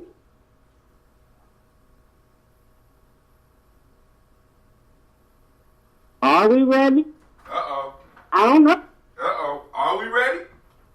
See, and that's one of the questions that we have to start having within our circles. Are we ready? Because what does being ready mean? Because it ain't just about storing up food and shit. I mean, that's cool. Right. You know, that's cool. But it's more than about that shit.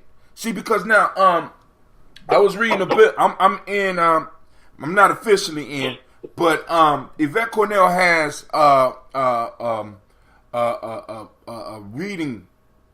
What is it? When you read a book together, and I went out a book club, and I got the book that they are looking at is American Freedom, American Slavery, or some shit like that.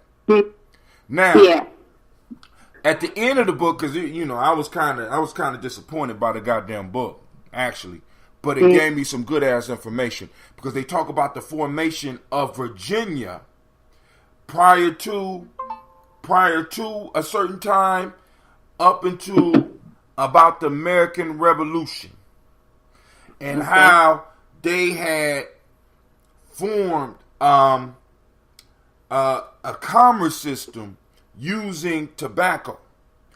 And one of the things that you start understanding is that the mind state that Thomas Jefferson was in, he was saying that, and in a sense, Socrates and other thinkers agreed with him that the only way that you can really sustain a republic is by having people who actually work in the soil and produce something.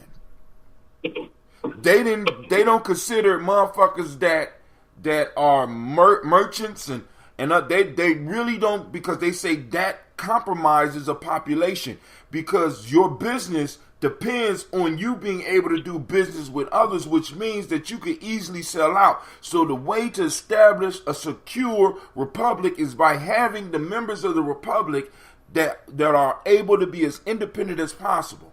And part of that food piece is we already know we exist in food deserts. We already know that if the shit go down, that in order for us to eat, we're gonna have to click up and go on food runs. You understand what I'm saying? And I'm not talking about going grocery shopping.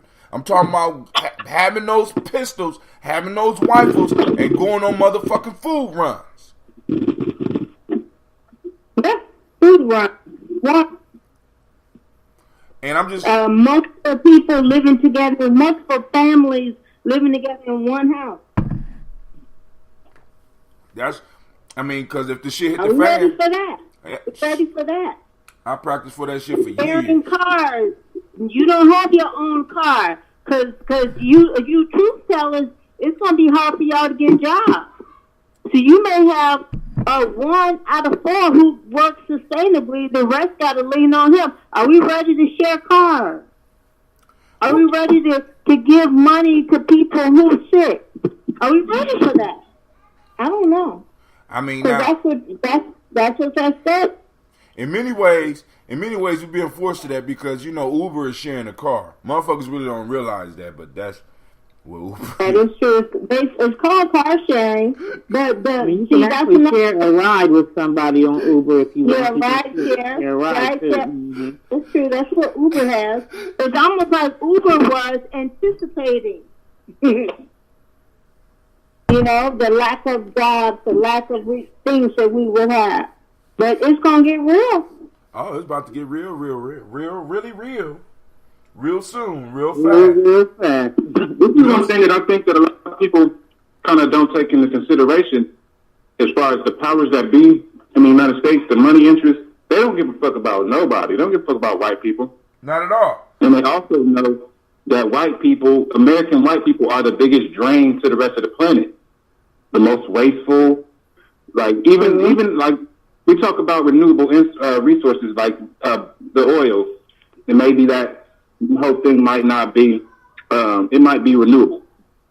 But the landfills are filling up. We waste a lot of food as Americans, and we pollute everything. Trash, we got trash everywhere. Like, I'll never forget when I kayaked down Alum Creek, it's so much trash. It was beautiful to be out there and to just hear birds and all kind of stuff, you know what I'm saying? But it's trash everywhere. That shit is disgusting. And it's right in our backyard. It feels like nature, but it also just feels like, God, like, damn, this is disgusting. You know what I mean? Even when you get a little bit away from the city a little bit, it's still trash everywhere. Like, everywhere, man. It's crazy. And that's, so at the end of the day, they don't give a fuck about white Americans. They'll let this whole shit plunge into chaos. They'll let all of these motherfuckers die because that ultimately really gives Earth the best chance of survival with getting rid of all of these fucking Americans.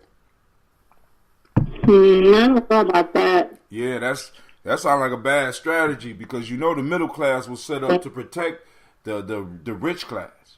So if you let all of them die, there ain't gonna be no protection because one thing that is for sure, you're gonna have some poor motherfuckers that make it through. You know what I'm saying? So who gonna protect your rich ass from, you know what I'm saying? So you got to have a buffer class. I think, so to extend that theory out, the Georgia Guidestone says that whoever created the Georgia Guidestone says that Earth should exist in perpetual harmony with a total human population on the whole planet of 500 million people. We at 700 or 7 billion 500 million. Man. So that means 7 billion people on the planet have to die in order for the Georgia Guidestone to manifest itself. Right. There's only 350 million people in America. So if 50 million Americans survive, that's 10%. You know what I mean? So look at what's going on in the Middle East. You don't think that they're going to want to just blow a bunch of them, just wipe all of them fucking people out to make the comparison. You see what I'm saying? Yeah, but they're going to try to say, like if they say 10% of the Europeans, 10% of the American white people in their mind, and wipe out 99% of the rest of these motherfuckers, then you got your 500 million. But this is the point. I'm just going to say, fuck the Georgia Guidestones. Because first off, we don't even know who erected that. Well, I mean, you know what I'm saying? That's Go ahead. probable, but how far away is that? What, 500 million? Well, they said that they just pushed up the whole, like, okay, two things just came to mind. First, they pushed up their theory of how sustainable our current way of life is. It was like 2050 was like 10 years ago, but in 2018 they said 2030. By 2030, this lifestyle that we currently live as Americans in particular, or with Americans kind of setting the pace for how humans should live, because everybody's catching up to this. Everybody's getting a little bit more and more wasteful, more and more westernized. You see what I'm saying? Yep. So, well, Quasi. I don't even like to say it's Western. accelerating. I don't like Check Western. one. I hear Western everywhere. It's not freaking Western. It's white people. Can we? I'm sorry, Quasi. I don't want to offend you, but.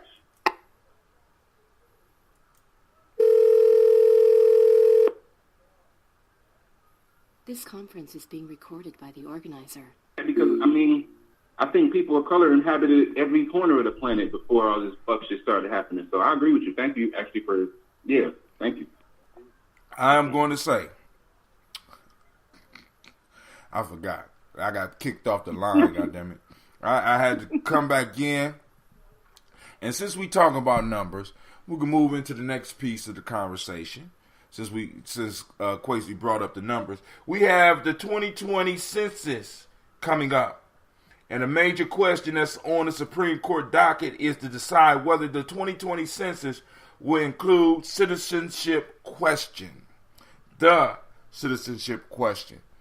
Now, I'm believing that the 2020 census should also have a distinguishing box for ADOS. What's your thoughts on that? I heard. Didn't Darity say that? Oh yeah, hell yeah, he been said that. You know what I'm saying? Because no, but I thought he said the census was going to include that. I don't know if it's going to include that. I need to look that up. I know that they have this whole citizenship question, but I don't know if officially if the census is going to have that, because that would be good. I thought it was official. Maybe I'm wrong. I'll look that up too, but I think we're moving in that direction. I think the whole ADOS is moving in that direction. And actually, it makes sense, because we didn't become African Americans until the 80s. In fact, I remember when it happened, I was in Sierra Leone at the time, and my neighbor was like, "Oh, you African now." I was like, "Really?" He said, "Yeah, I just heard on the radio Jesse Jackson calling you guys African Americans. That was your new name." So the 80s wasn't that long ago. Man. So we have a bunch of people, our parents, our grandparents, they were never really African Americans. So the fact that we are saying we want something to distinguish who we are, because that's what we had before. We want to go back to what we had. And I think that's a natural progression. Man, because when I think about what you're saying, you said since the 80s. Yeah, because the 80s. The African American piece and just the black marker, because even because I remember the federal applications didn't even have African American on it. They had black. They sure didn't. That's a new thing. You know what I'm saying? They had black on there. It's real new. It's real new. And the piece that a lot of people might not understand with that argument is that it allows them to dilute the numbers for black folks in America, so that they could mask the mass failure of black folks. The mass failure. Somebody come get this door. No, for a fact, I know. I'm a teacher, and I tutor kids, and I get guidance some African kids to go to school in the States and stuff, scholarships. I've done all that. Kids will be like filling out the form, and they'll be like, "There's nothing for me to say what I am." All they can say is African American. Mm-hmm. For some people, it's not like they want to do that, but that's all that's there. They start off with that. They look at me, and I'm like, "You got to put that. Check the You're box. Going to the States now. You are African American, just like me." And now, it's out of hand because right now there's a big beef. There's a beef of brewing between ADOS and Pan Africans. The shit is heating up. Yeah, all you gotta do is go through the internet. It's heating up. You know what I'm saying? Because my whole perspective is this: you have to be able to put on your mask before you are able to help somebody else put on their mask when the plane is going down. And I think that's all ADOS is doing. That's all that we need to do in America. That's what we need to do in each country where we are able to pull together just critical masses. It don't even have to be all the people, just critical masses of individuals that have a basic understanding. And then we could start meeting at the point of where our interests cross. That's how you develop business. That's how you develop relationships. You know what I'm saying? But if you willy-nilly just befriending everybody, you just open to everybody. Anybody can walk up in your house. You are constantly in danger. You're constantly in danger. Now, Brother Shaka, our leadership go did ahead. that to us. We did that to ourselves. Our leadership did that to us. Oh, yeah. Yeah. Brother Shaka just joined the call. What's going on, Shaka? You all late. Just checking y'all out, seeing what the rhythm is before I jump on in. Oh. Well, man, the rhythm about to end, brother, because I got to get up out of here and get over to the school. I got to start working on this newsletter. I got to go and send out some more text about the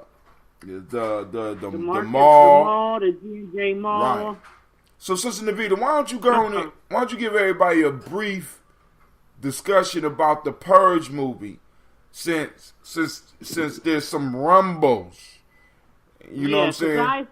Some people are not feeling the whole idea of watching this movie, The First Purge. Now, has anybody on the line seen the movie? I haven't seen it. You have, Quasi? And I think that was shocking. Nah, I haven't. I wanted to see it, but I think this is the perfect chance to watch it. This movie is, well, like how Tim talked about the symbolism, very important symbolism in this movie. And sometimes there's things that happen in our community, and just talking to somebody, it just ain't enough. But with the First Purge movie, I think by seeing it in this kind of way, some things for some people may be able to click from visually seeing what was manifest in this movie. And, you know, a lot of times when we go to one of the purposes of having the family movie with the village is the conversation after. And this movie has a lot of talking points for conversation when it comes to us as a people. And I don't know if this is life imitating fiction or fiction imitating life, but there's a lot that can be pulled out of this movie for discussion with us as a people. And no, it's not one of those movies where it's just always to the detriment of black folks.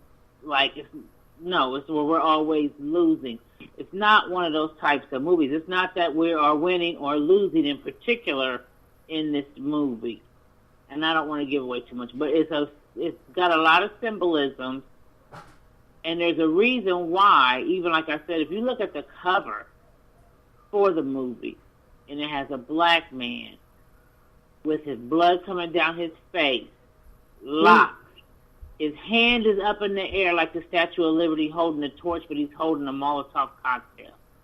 And then the other hand, and the Molotov cocktail is on fire. Then the other hand, he's holding some kind of a book. And it's really a symbol in that of the cover all on its own. You know, and what does it say? Give me liberty or give me death. So, I mean, I think it's a good movie to see, especially for discussion. So yeah, and that's what we had a movie so that we could sit down and watch it together and discuss it. And at the same time, you're gonna have the mall going on, and you're gonna be able to get up and go and shop. Check out Gye-Nyame. We're trying. So when is this happening? On the 23rd, next Kaumba from 12 to 6 p.m. We'll be having a lot. Oh yeah, we and then we're gonna have. And if anybody needs to get cleaning products, you can come get your, whether it be your Tide, your bleach, your air fresheners, your cleaning rag, whatever. Come on out to the G&J Mall, because we got a sister who got all that stuff. Got all of it. She sent us pictures. Listen, family, she gonna have a. And I put some pictures on my Facebook page if you want to see. That's it. Matter of fact, I tell you, if you got any other pictures she sent you, please send them to me. All right, it's 20. She setting up a $20 and a $40 box, right? Right. Okay, so she's gonna be setting up a $20 and $40 box. Family, we're not just talking about shea butter and books. You know what I'm saying? Kwesi, no, I'm serious, because a lot of people, when certain people are involved and we have a certain slant, some people think that it's limited. Family, we are talking about vending, providing vending space. Kwesi, tell them about the idea. Shop. You need a place to do a pop-up shop? Right. This is where you could be. Kwesi, tell them about the idea you had. What idea? Oh my God. About the vending? You saving it? Yeah, I forgot what I called it. The swap shop? Say it again. Where it's like a barter table. He wanted to have a barter table. And no cash allowed. I ain't had a chance to flush the thought out as much. I was thinking maybe just on some preliminary, maybe a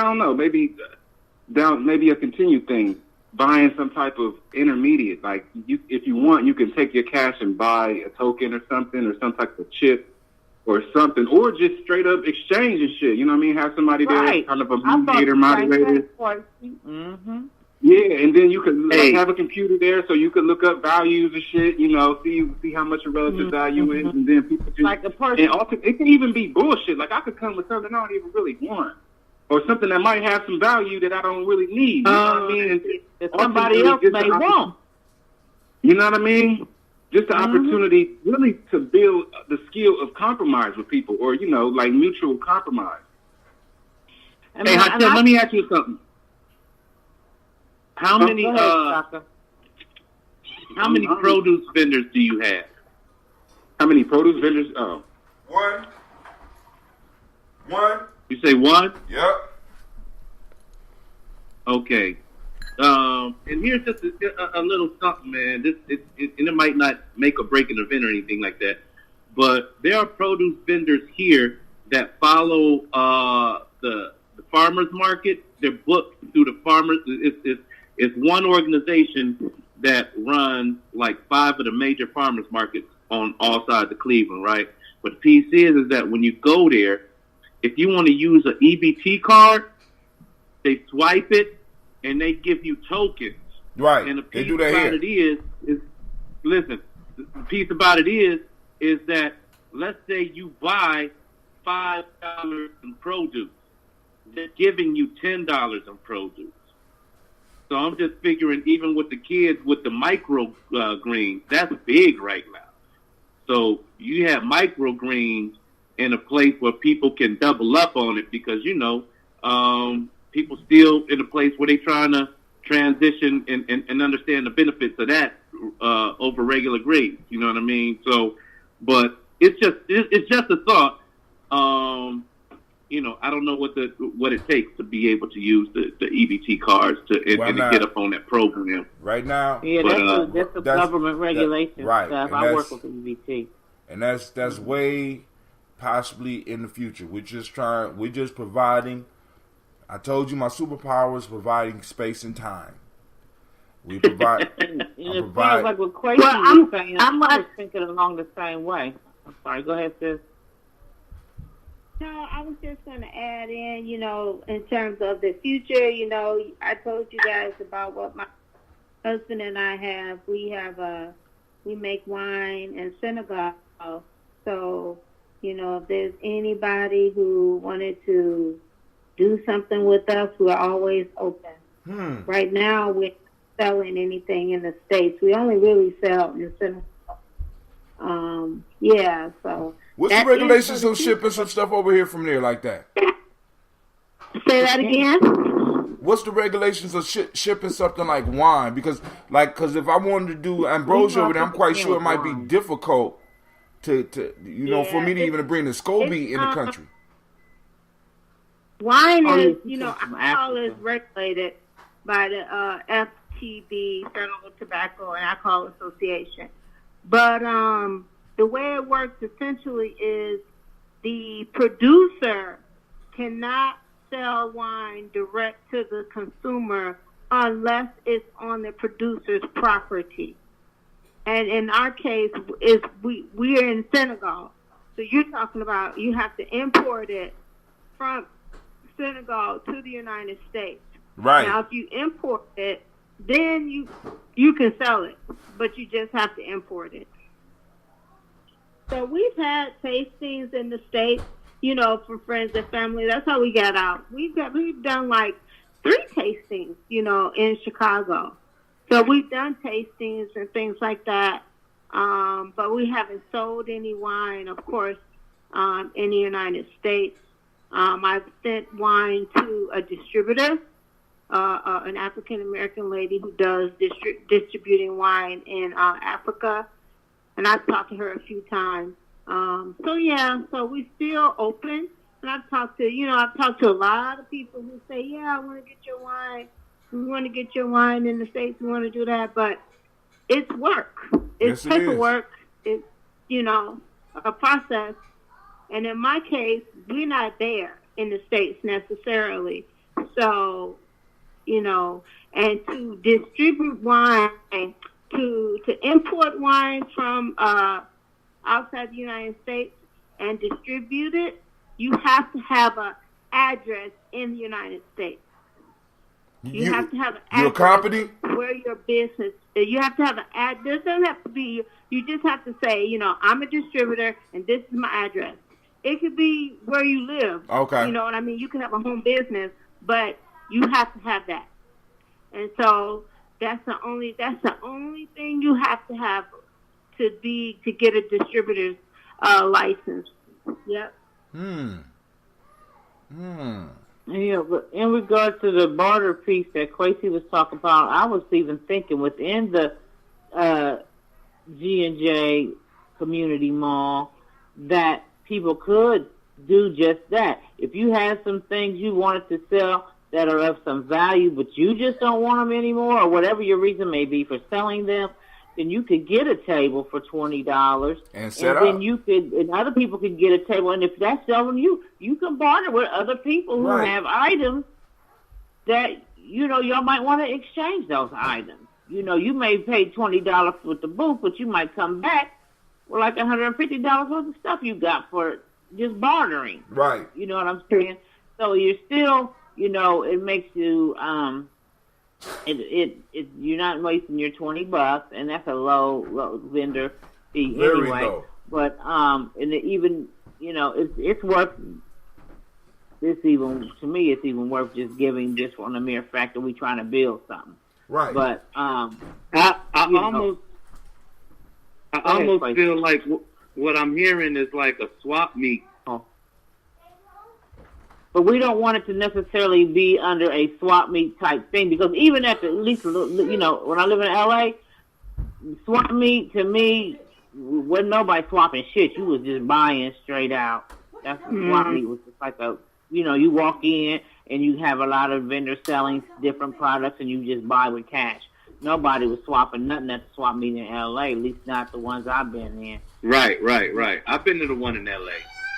I'm just talking different ones throughout LA and like outside of Charleston. You know what I'm saying? Yeah. I'm talking about the swap meet on Crenshaw and Floston. That's why I said Floston. Outside of the Floston, swap meet, there's the swap meets are all over. You know what I'm saying? Yeah. And, but I just don't. I don't necessarily envision, like, when I think of a swap meet, I think of like a swap meet, like how they are in LA. Right. But I guess what I'm saying, though, Navita, is that even though it's going to be different there, the behavior even might be different there. But I think that in terms of being able to grab the general public, I feel like swap meet is kind of it would at least serve that purpose. You know what I mean? And so I had a discussion in my class on Friday about the name swap meet, flea market, or mall. I just had this discussion with some people in my book club on Friday, and they said, because initially we were going to say swap meet, but people told me that they felt like when they hear swap meet, they don't necessarily think, or flea market, they don't necessarily think it's going to be quality thing. Mm-hmm. You're right. But you're right. When they hear a mall, they think more of more quality stuff at the mall, and they were kind of leaning more that they would like to shop more at a mall than they would at a flea market or swap meet. That's the only reason why and this was just last Friday in class. I had the conversation with some people like, well, maybe we should change the name, and they were like, no, that's swap meet and flea. That kind of sounds kind of like you might not have much quality stuff there. I'm just thinking, when I think of a flea market, so I was like, okay, well, maybe we should just stay with the mall theme, but we can still let people know that you can come into the mall and sell what you like. Hey, Navita, let me ask you something, though, and this is like, I'm just asking. Yeah. Mall, swap meets, flea markets. Do you think that the name would necessarily change the buyer's behavior in terms of, bartering? And you're just saying that in terms of the outlook, it's a thing that reflects the quality of the vendors. Well, as far as on a bartering piece, you're saying, do I think the name would affect whether people would be willing to barter? Yeah. Well, let me just say this. I would like for people to barter, but I want people to buy. So I think that it won't discourage people as long as they know that bartering is welcome. And I think that, because one thing I want to do, I want to make sure people who are vending and paying, have products to sell, I want those products to be sold. I want the exchange from cash to these vendors. That's very important to me. And the bartering piece can take place too, but some of these people can't barter stuff to pay their electric bill and their gas bill. Right. So for people who really need the cash and black people to support by spending their funds with them, I want that to be a large focus. And then, you want to barter too, then you're more than welcome to do that. And I think we could spread that with word of mouth. Yeah, we could have some type of indicator, like maybe a sign or something, like a certain color sheet on your table that says that you're open to barter. That's a good or idea. You could just tell people. I mean, why not just tell people? Because the whole piece is because the whole market idea, mall idea, however you want to look at it, is a center of commerce. It's a center of business, and it's a low price where the first slave, where an individual does. They caught me. Hello, check 1, check 2. Somebody talking right in the background. Where an individual does not have a high overhead cost to occupy a space for a amount of time to be able to introduce their wares to the community, and also being a place where we have all different type of ideas and people meeting. Like even some of the people with some of the different views you have. Why not set up a table? And I mean, just to help what we're doing, why not just set up a table and have discussion with people and shit? You know what I'm saying? I mean, it's like, what the fuck? You know what I'm saying? We want ideas. We want microgreens. We want fruits. We want vegetables. We want shea butter. We want African clothing. We want regular clothing. What if you got a whole bunch of regular clothes and you need to get rid of them, and you already sent them to dry cleaner or did whatever you need to do to make sure that they safe?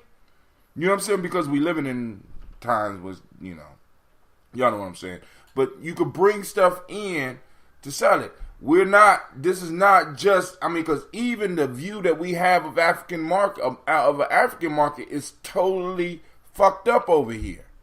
You go to the African market to get shit so that you can live. You go in the African market, you find shoes. You could walk into an African market totally naked and hungry and walk out there, motherfucker, with a bomb-ass outfit, including a haircut, a shave, and some shoes, and a full belly. That's what you're supposed to be able to do at a market or a mall. You know what I'm saying? At a mall, you can act, but they won't let you in the mall if you're naked. You possibly could walk in, you know what I'm saying? You could walk into a market with a towel around you, and in some of these countries, walk out with everything that you need, including music to listen to. So people, we need to expand. We're going to have complimentary togas, or no, dashikis, to keep it culturally appropriate. We're going to have dashikis for the naked people that need to come and get their stuff together. Get your dashiki at the door. And we want it back. And also, if anybody's we'll have some prizes to give away. Oh, we doing prizes? Yeah, I got a couple of things I want to give away.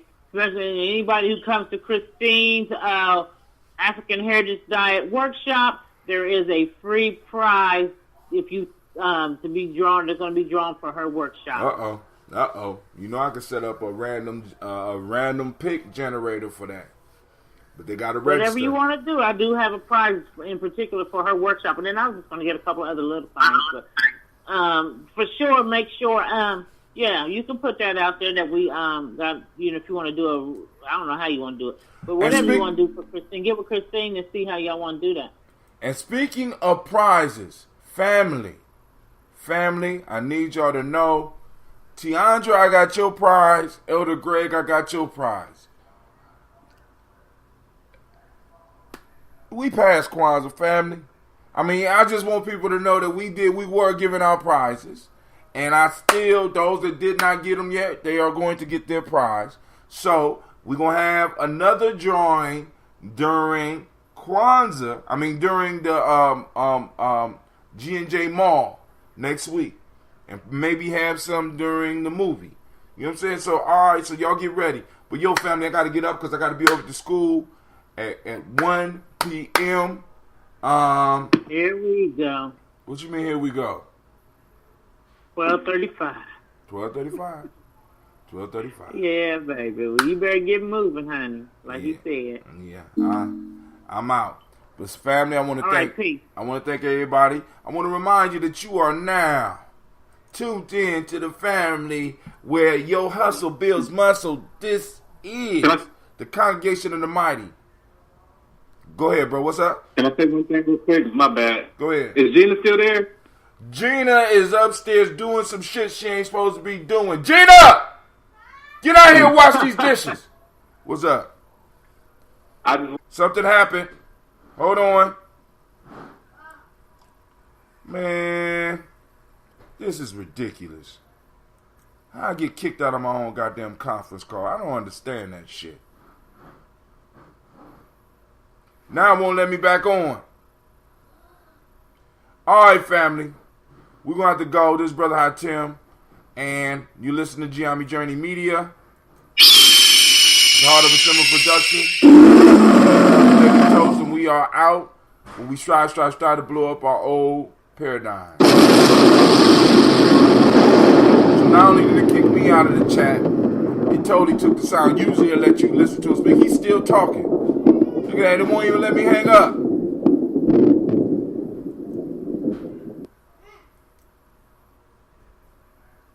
All right, cool. There we go. Come on. Maybe it'll let y'all hear him a little bit. Still nothing. It won't hang up. All right, family. I'm out. Peace.